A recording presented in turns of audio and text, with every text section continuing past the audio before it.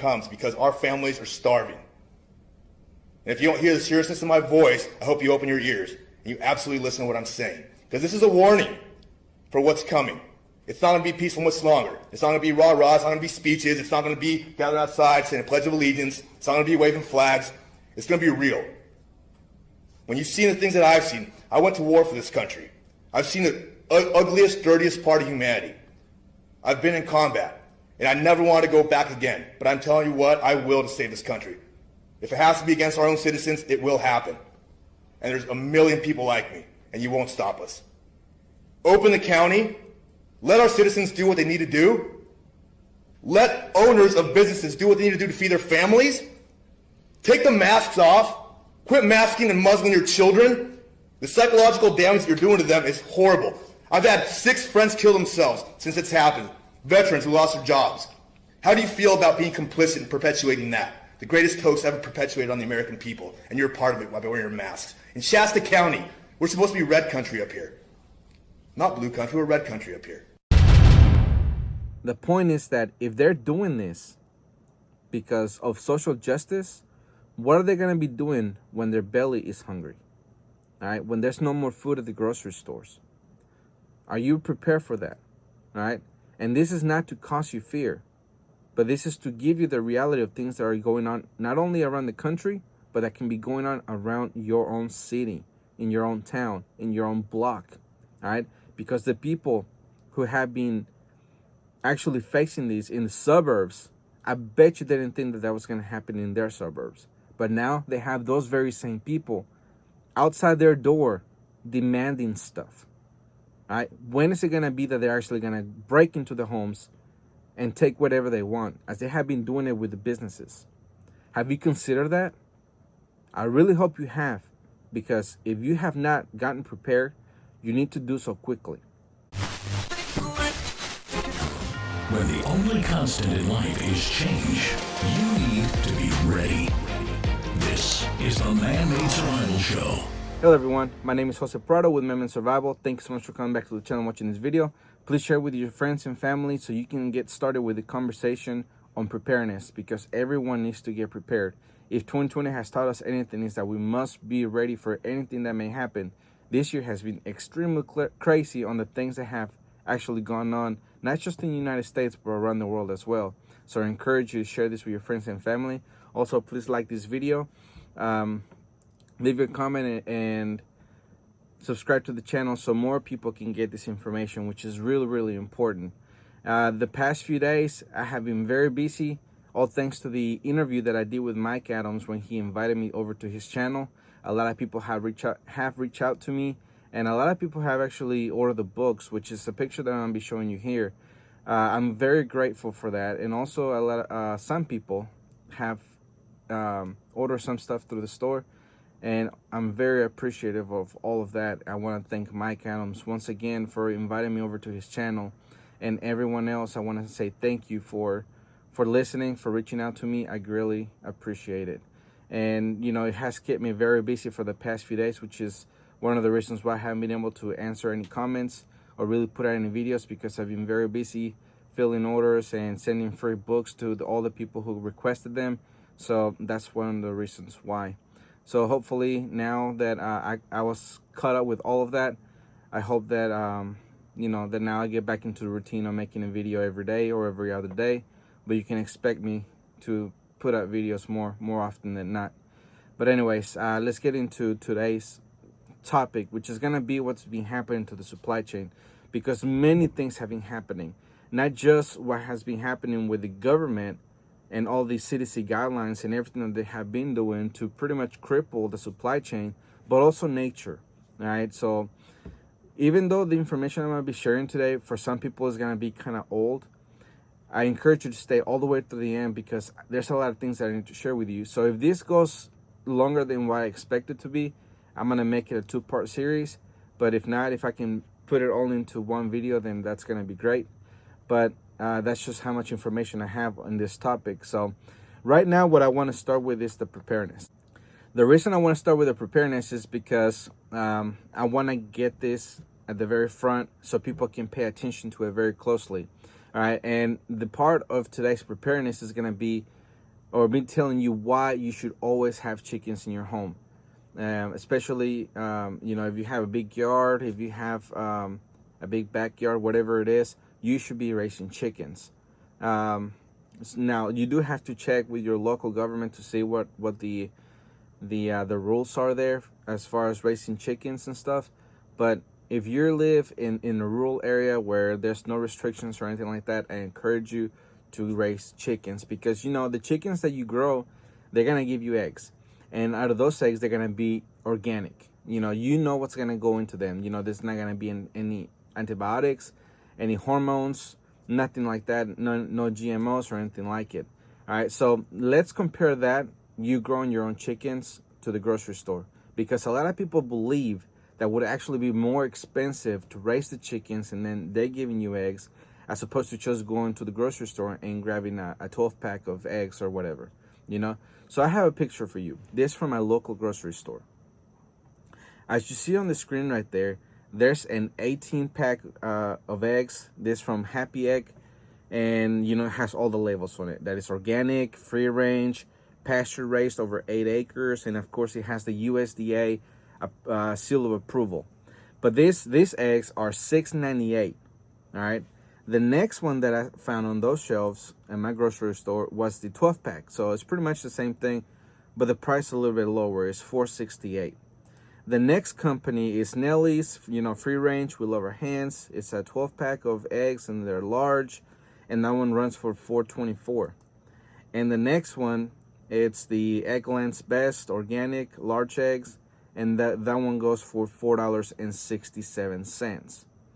All right, so does it make sense for you to actually have chickens in your backyard? And the answer is absolutely yes. I personally, here in my house, I have 30 chickens. All right, so they eat 50 pounds of feed in about 2 weeks. So a 50-pound bag of feed lasts me 2 weeks for 30 chickens now. All right, now I have about 6 of them that are old enough to start laying eggs, and a chicken takes about 18 weeks to get old enough to where it starts to lay eggs.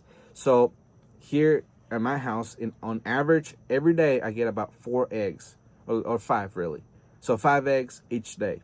Okay, so if we were to break it down to each week, then the 50-pound bag of feed that I was mentioning a minute ago, that one runs about $9 to $11.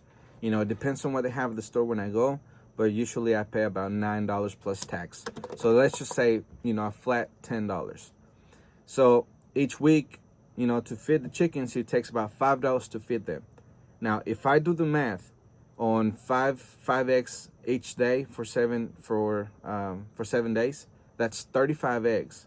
All right, so I'm getting almost twice as much eggs, or twice as many eggs, for $5. All right, and the reason that it's important for you to raise the chickens is because you need to have that knowledge for a survival situation. If there's any economic collapse, or if there's an EMP or war, whatever the case may be, to where food is very scarce at the grocery store, or maybe there's none at all. If there's a total, I guess you can say, breakdown of society, then you will still have your chickens. Now you have to protect them, not only from natural predators, but from people trying to either steal them or eat them. So that's why it's important for you to have them, because if you have your own chickens, you know what's going into them, and then you can do the math, because one chicken would normally lay just 1 egg. Sometimes there's even 2. All right, so let's say that they lay 1 egg a day. For one person, in the morning to eat as a source of nutrition and food in a collapsed society, you would need about 2 eggs per person.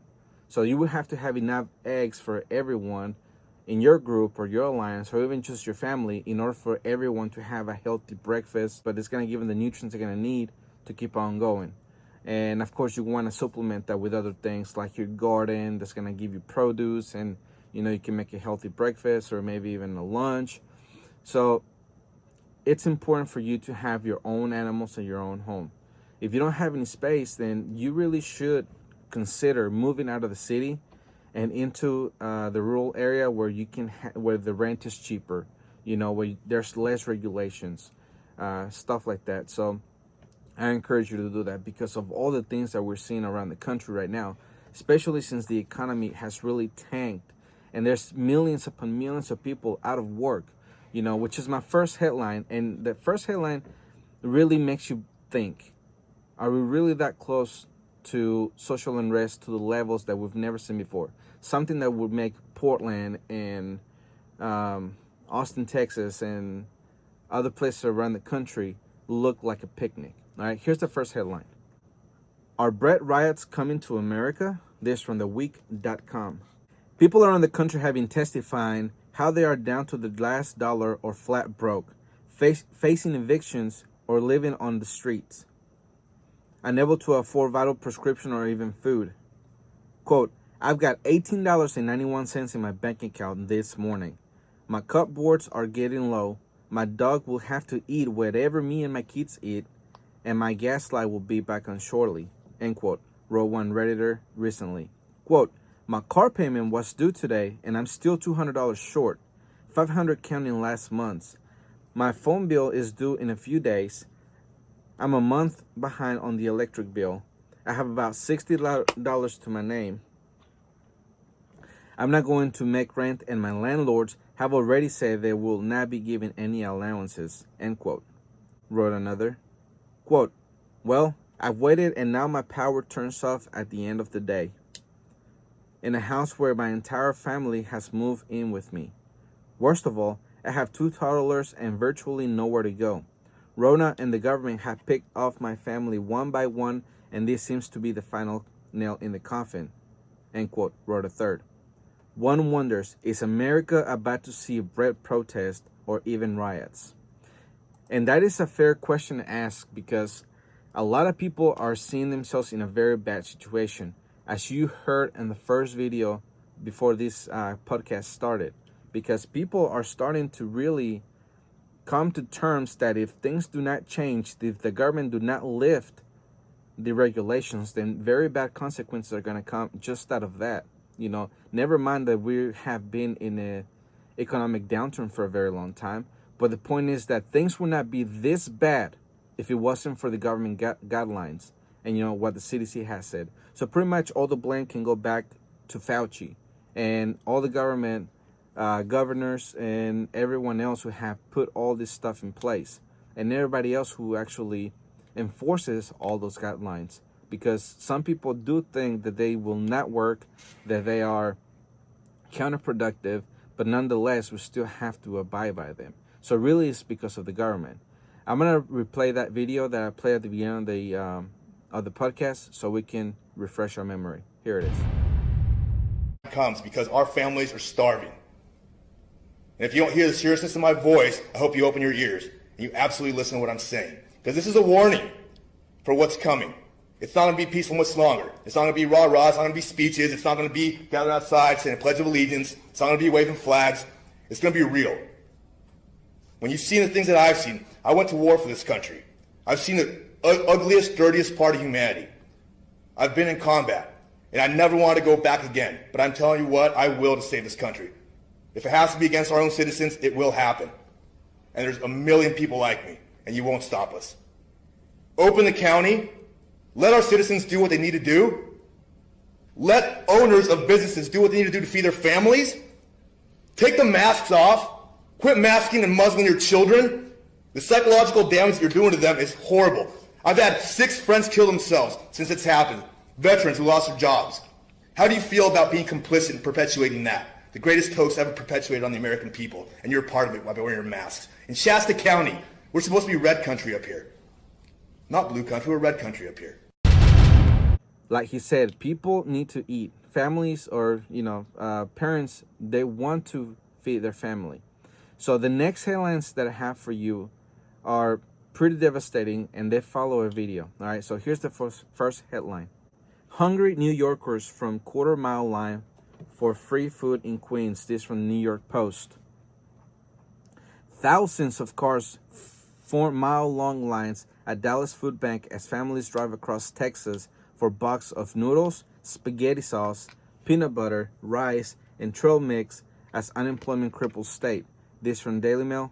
Here's that video.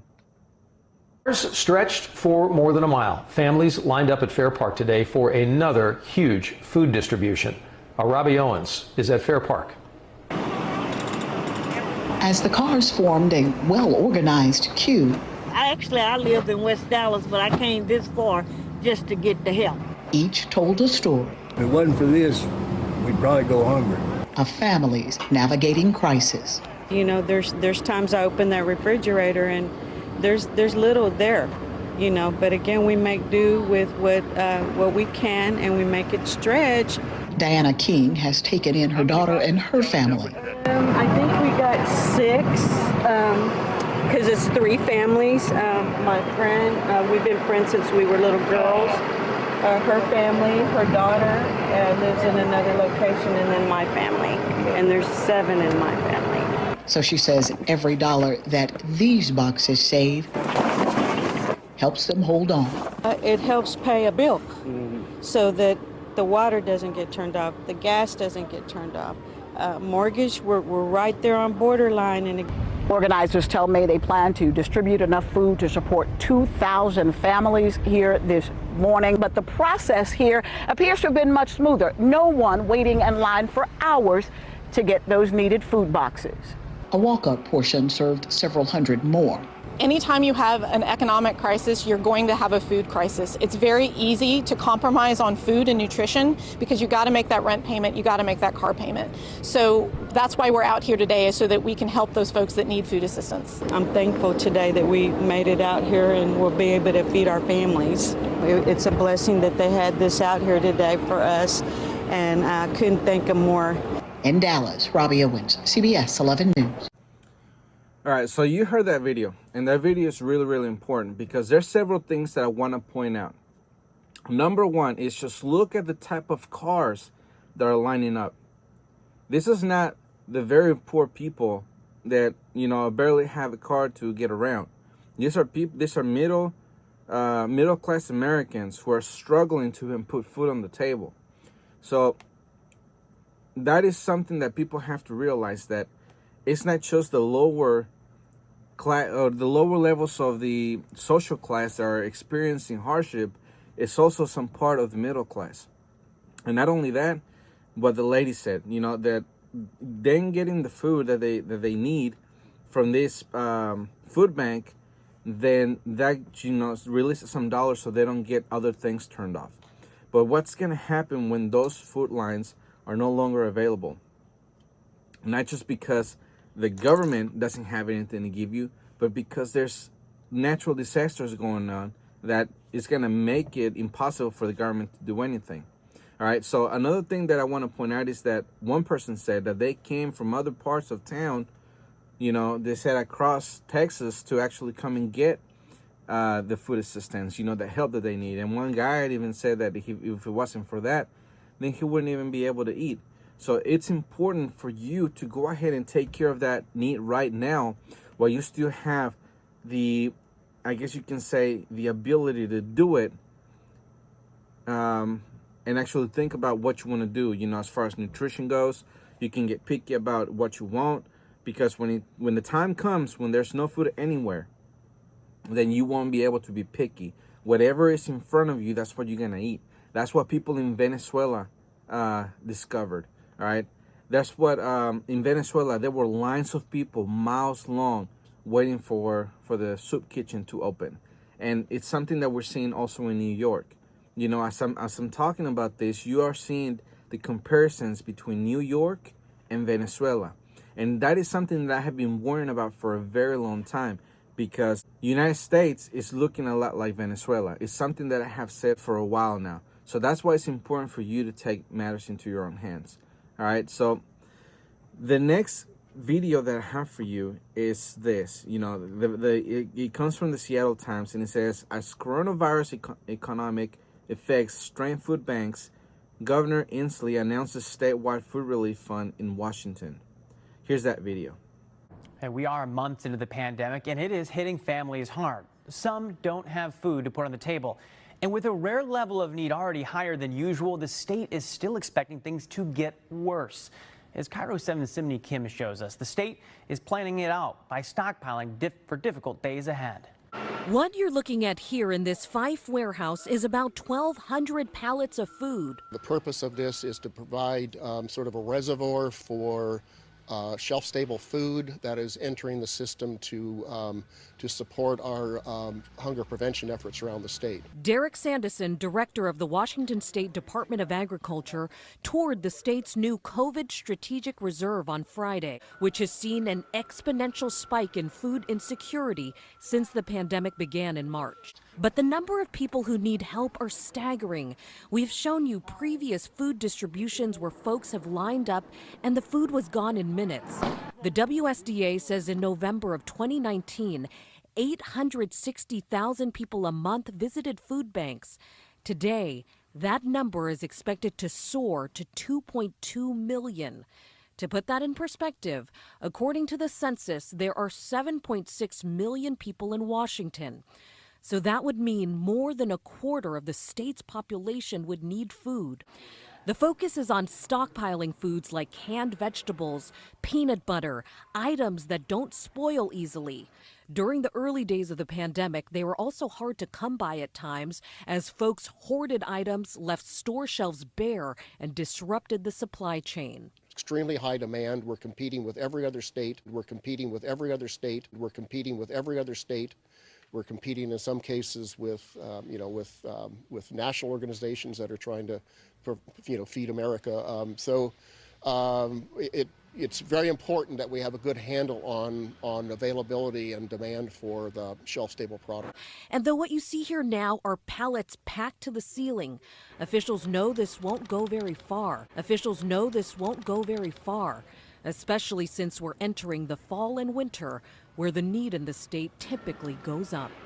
Simni Kim, Cairo 7 News. All right, so it's very important, it's a good thing that the government is taking proactive steps to actually have a food reserve. That is, that they're stockpiling so much at a time.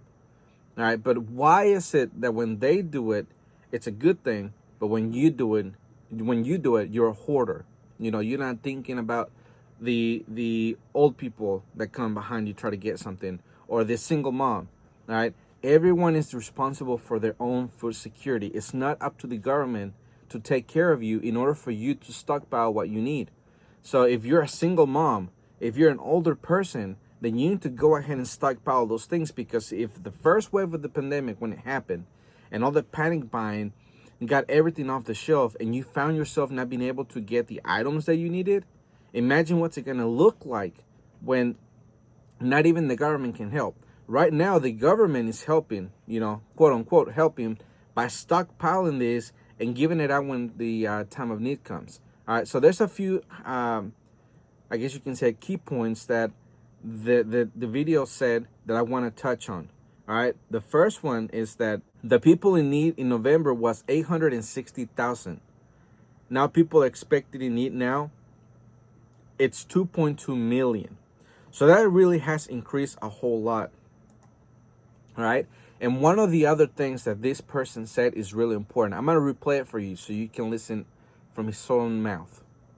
We're competing with every other state. We're competing in some cases with national organizations that are trying to, feed America. All right, so you heard him, right? He's competing with other states. It's not just Washington doing it, it's other states, because they're trying to prepare for whatever it is. They're not going to tell us what it is. And just because of COVID, it doesn't really make a lot of sense, because they're the ones causing all this trouble as well. It's not just nature, but it's them as well. All right, so another thing that I want to point out is that they said that they know that this is not going to go very far. It's not going to last very long, especially since winter is coming around the corner. All right, so if the government telling you that you need to stockpile is not enough for you, then you should really pay attention to what's happening all throughout the country in the natural realm, all right? Because a few weeks ago now, this happened. Here's the headline. Hurricane force storm in Iowa flattens 10 million acres of crops. This also from theweek.com. Here's that video. 10 million acres of farmland was flattened. KCCI's Chris Goffner talked to a central Iowa farmer who lost his corn crop, and Chris tells us what help could be available for farmers. Brian Rumbaugh says this was going to be a good corn crop, but then Mother Nature hit. It's all broke off. Monday's storm flattened most of the 450 acres of Rumbaugh's corn crop in northwest Jasper County. If you look at my foot, you can see that corn is flattened down about 4 inches off the ground. He says in 50 years of farming, he's never seen a natural disaster like this. This is the worst one I've ever had. We had a tornado go through a while back, but tornadoes 300-400 feet wide. This just everything. He's in the same position as countless other Iowa farmers. The state estimates the derecho damaged at least 10 million acres, almost a third of Iowa crops. Rumbaugh says he'll be covered, though. Crop insurance will likely pick up the bill. Probably 30, 40 years I've had, and thank God. You know, that's what you have insurance for, is a fail-safe, but I've never collected a dime, which is good. So now they owe me. State officials say as they assess the damage, farmers may be in line for federal assistance. Part of that federal assistance could be a Small Business Administration declaration or a U.S. Department of Agriculture secretarial designation, which provides resources for impacted farmers. All the devastation comes amid a year Iowa farmers were already dealing with a trade war and COVID-19. But even though 2020's seen misfortune after misfortune pile up one on top of another, Rumbaugh says he's been farming long enough to know it comes with its highs and lows, and eventually things will get better. It is what it is. You live long enough, you're going to have these, and it's not always cherries. In Jasper County, Chris Goffner, KCCI 8 News, Iowa's news leader. All right, so you heard what happened. It's very devastating, 10 million acres, right? And this is from the Washington Post, something that they said. The Washington Post reports between 180 and 270 million bushels of corn were damaged shortly before the harvesting usually begins in September. All right, so that is very important because this happened right before harvest season. You know, it's just a month away from when this happened. So if things were already going bad for farmers because of floods, droughts, whatever the case may be, it's really going to be devastating for them because now that they have spent all that money, all those resources, all that water, you know, all that labor, just so at the very end, right before harvesting, it all pretty much gets blown away, you know, no pun intended. But the point is that this is happening not just in this state, but around the world, really. Now, I mean, not the derecho, but other type of events. Now, that is not the only state that it hit. The derecho traveled for 700 miles, impacting 10 states in Washington, D.C. The hardest hit states were Ohio, West Virginia, and Maryland, as well as Washington, D.C. The winds generated by this system were intense, with several measured gusts exceeding 80 miles per hour. So the reason that I talk about this, these natural disasters not only happening in Iowa, but also in other 10 states, is because it's not the only thing hitting that area. There's other natural disasters as well, which is my next headline. Here it is. Millions of acres of crops in the central U.S. have been destroyed by a series of historic natural disasters. This from the economiccollapseblog.com. While the mainstream media focuses on the upcoming election, COVID-19, and the endless protests going on in our major cities, another great tragedy is unfolding all across the middle of the country. Many farmers along the southern Mississippi Delta have already had their growing seasons wiped out by historic flooding for the second year in a row. This wasn't supposed to happen.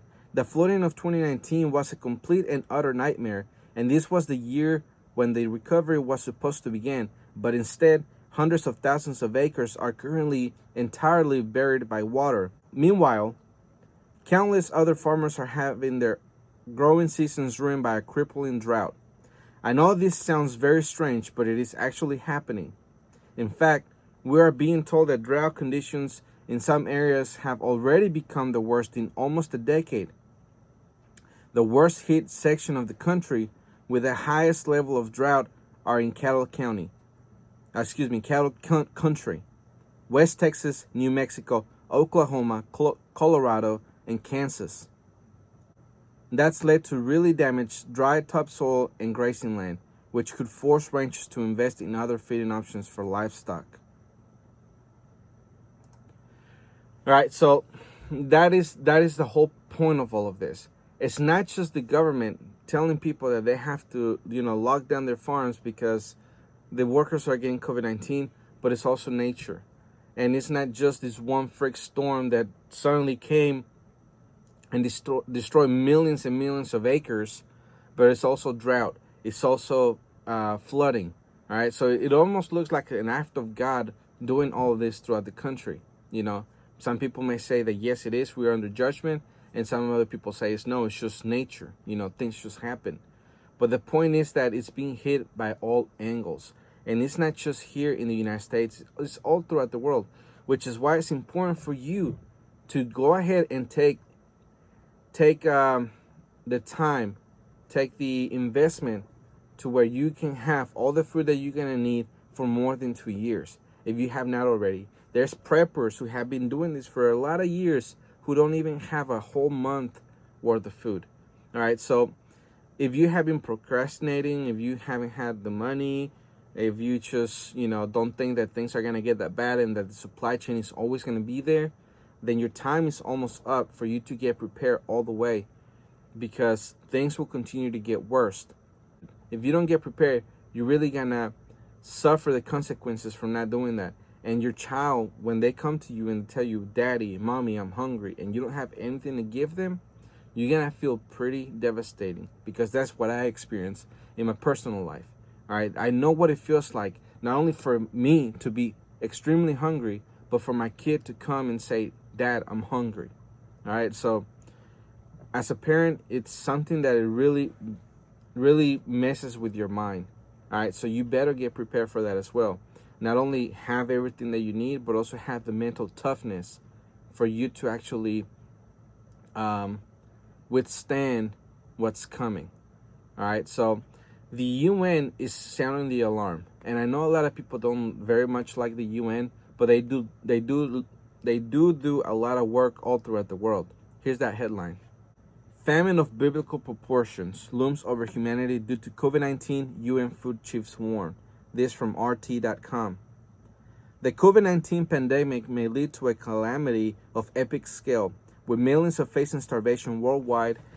The head of the UN hunger fighting body has warned, quote, all the data we have, including the WFP forecast that the number of people experiencing malnutrition will grow by 80% by the end of the year, points to a real disaster, end quote. David Beazle, executive director of the UN World Food Program, which is the WFP, said, we are risking a famine of biblical proportions. Quote, obviously social tensions will grow, migration will increase, conflicts will escalate, and hunger will likely affect those who didn't experience it before, end quote. The official told the Russian news agency TASS. So one of the things that I want to point out is that is happening in America as well. There's millions of Americans who have said in surveys that they don't think that they're going to have enough food to eat the very next day.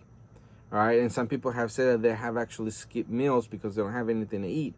And like the video I showed you earlier, there's families, thousands of families who have actually lined up to a food bank, one single food bank, all right, and try to get something to eat. And that's not the only food bank that has been out there.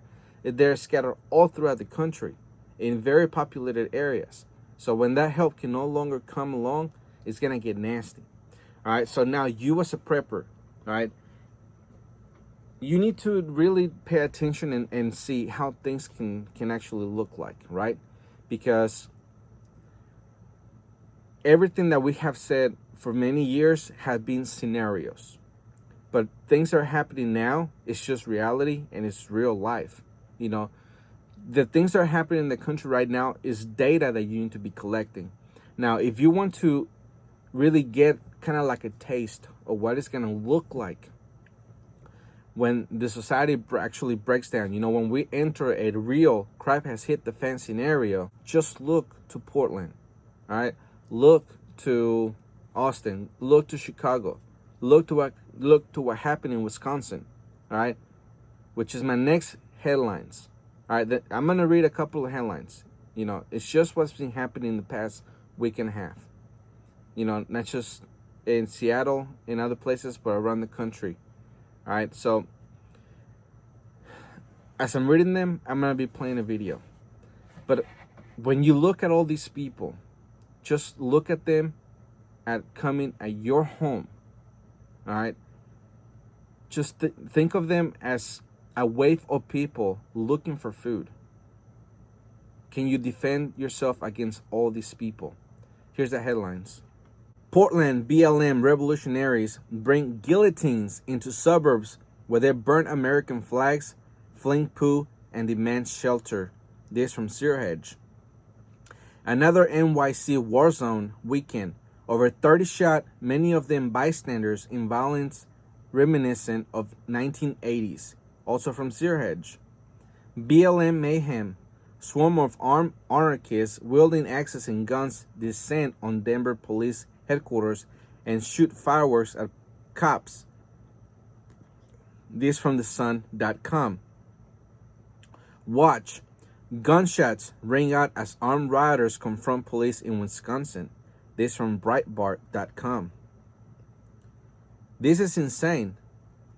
Kenosha melts down as cars smash, windows torch, and looters run wild in second night of unrest. This from Searhedge. 2 men charged with attempted murder in ambush-style assault on group of officers. This also from Searhedge. Kenosha protesters, police clash again after black men shot. This from APnews.com. A black man shot in the back, a viral video, and civil unrest. Kenosha and the rest of the country is on edge after latest police shooting. This from jsonline.com. Wisconsin governor sending National Guard to Kenosha. This from Searhedge. Wisconsin cop knocked out with brick after police shoot black man. Portland erupts. Also from Searhedge. And finally, gun and ammo sales surge as Americans transform into violent mess. Also from Searhedge. All right, so as I read all those headlines, that just what's been happening in the past 2 weeks, and there's hundreds, maybe even thousands more in the past few months of this type of headlines, of all the disasters that have been going on in the country, all those people who are protesting about social justice, whatever it is that they're out there protesting about. Imagine them as a horde of people coming to get your food, all right? Coming to get your guns, coming to get your women, your daughters. Will you be able to actually defend yourself against that wave of people? As you see in the videos, it's not just one or two, all right? It could be hundreds. So, do you have the ability? Do you have the tactical knowledge? Do you have the actual ammo and gun to protect your family from that? Do you? Because those are the real questions that you need to be asking yourself. Because if you don't have the alliances to help you actually push all these people back, then you're really going to be in a scenario where you're going to be overrun by these people. All right? And let me remind you, these people are armed as well. They are bringing guns into the equation. All right? As you saw in one of the videos, one guy was actually holding what it seemed like to be an AR-15. And they actually shot the fires at the police car, or, the SWAT team truck, whatever you want to call it. The point is that if they're doing this because of social justice, what are they going to be doing when their belly is hungry? All right, when there's no more food at the grocery stores? Are you prepared for that? All right, and this is not to cause you fear, but this is to give you the reality of things that are going on not only around the country, but that can be going on around your own city, in your own town, in your own block, all right? Because the people who have been actually facing these in the suburbs I bet you they didn't think that that was going to happen in their suburbs. But now they have those very same people outside their door demanding stuff. All right? When is it going to be that they're actually going to break into the homes and take whatever they want, as they have been doing it with the businesses? Have you considered that? I really hope you have, because if you have not gotten prepared, you need to do so quickly. All right? So I want to end it with that. All right? So I encourage you to get prepared. I encourage you to go to the grocery store and get more cans of beans, more cans of, fruit, vegetables, more ramen noodles if you don't have a lot of money to actually invest in it. All right? Because at least having something is better than not having anything at all. Now, that's the food. Make sure you have the water as well. And if it's a little late to the party, but if you have the actual means to get a gun, get it. All right? Legally. Don't do it illegally, of course. Get the ammo. A lot of people are saying that they don't have the type of weapons that they need at the store anymore. All right? What I recommend people do is go look at the shelves. Whatever ammo they have left, there's still a lot of it. Get it. All right? If it's a hunting rifle, there's several things you have to consider. If you get, let's say you get your hands into a 30-06, you have to remember that it's bolt action and the magazine only holds 3 bullets. All right? So you're going to have a lot of magazines in order for you to be able to defend your house more efficiently, all right? As opposed to a 30 mag AR-15. That's the comparison I'm trying to make here. So you're gonna need your reloading buddy, and you're gonna make sure that you have more than one person at your home ready to defend the property, defend your things, and defend your family. All right? So make sure you take care of that. And if at all possible, if you're in those suburbs, then you need to move away from there. That is the reason you need a bug out location. Because if you have a bug out location that's away from all of that, it's going to be a lot better for you. It's going to take them longer to get to the rural areas where there's not very many people, as opposed to the suburbs that's really close to the city, and in some cases in the city. So that's why I encourage you to go ahead and get the plan ready. Get your plan ready first. That's going to tell you how much water and food you're going to need, how much ammo, all your communications, and make sure that you patrol your property 24/7. All right. A few months ago, I posted this picture that you're seeing. It's called the 4 stages in a disaster, and right now, places around the country are on red, which red says that you have to be in your bug-in location with your self-sustaining infrastructure running and perimeter checks 24/7. All right, so make sure you're in that position. But anyways, I want to remind you about the book that I'm giving away, Preppers Secrete Cache. You can go to www.prepperssecretcache.com, or you can just click the link below. Again, the book is absolutely free. All we need your help is with shipping. This book retails for $24.99, and the shipping is only $9.99. So yes, you're getting it for free, and it's written in such a way that it introduces people to preparedness. What are the things that they need to prepare for? What are the things that they need to get? Why they need to get it? What are the skills they need? Other things that they need to consider, when they're getting to preparedness. So it's really easy to read. I've had a lot of people actually give me good reviews on it. I'm going to try to set up some type of way to actually have reviews posted on the website. But, until I figure that out, then I'm just going by what people have been emailing me and things. So I encourage you to get it. Also, I want to remind you about the store, ManmanSurvivalStore.com. On there, you can find storable food. You can find your bug out bag, which is going to be really important for you to have. The bug out bag is something that you see behind me. And, it's something that you're going to need if you need to bug out, especially if you need to go bug out very quickly. It's going to have everything you need. It's going to have the food. It's going to have water. It's going to have the tools that you're going to need. And it's going to just make your life easier when you're out of your home. All right, so I encourage you to go to ManmanSurvivalStore.com. Check it out. Also, I have the EMP kits. All right, that EMP kit has everything you need in order for you to be able to have a better outcome during an EMP. All right, it's I put it in such a way that you don't have to think about what is it that you need. The kit takes care of that, and it's gonna put you in a better position than if you didn't have it at all. Also, I have the Nuke kit, which I call the Nuke box.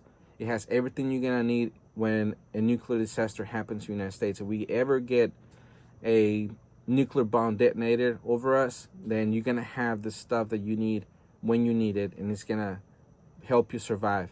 Because if you caught outside when all the radioactive material is actually coming down and you don't have your suit on, you don't have your mask on, you don't have your boots and your gloves on, then more than likely you're gonna die of radiation poisoning. All right, so I encourage you, especially if you live near a big city like New York, Los Angeles, Las Vegas, or anywhere else, I encourage you to get this. And it also has everything you're gonna need. It has the suit, has the mask, it has the filter, it has the Geiger counter, it has the potassium iodine tablets in it. It has everything you need. So you don't have to think about it. It's just there. All right, that's the reason why we did it that way. So anyways, again, it's MemeandSurvivalStore.com, and I encourage you to prepare. Hurry up, because time is of the essence right now. But the point is that you must be prepared. All right, so anyways, my name is Jose Prado, and remember, always ready.